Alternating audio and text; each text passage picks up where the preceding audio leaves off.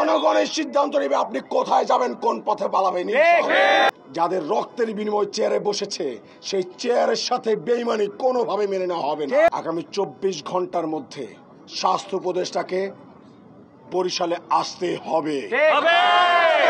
বরিশালে এসে তাকে সমস্যা সমাধান করার জন্য নিজে তদন্ত করতে হবে।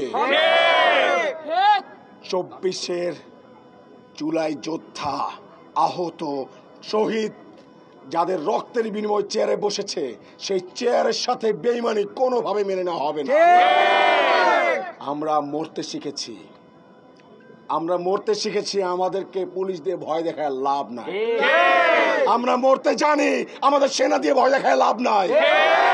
আমরা বলতে চাই স্পষ্টভাবে, উপদেষ্টা আপনি নিশ্চয়ই শুনছেন আমাদের কথা।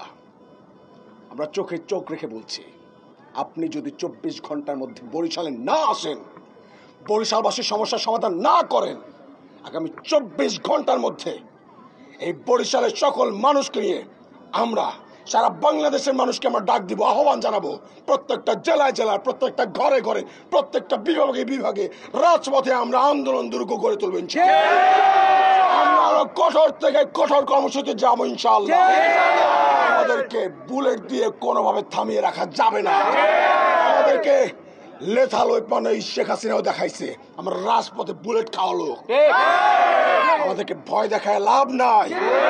আমরা শেখ হাসিনার মতো স্বৈরাচারকে ফেস করে আসছি, আমরা সেনাবাহিনীকে 24-এই দেখে আসছি।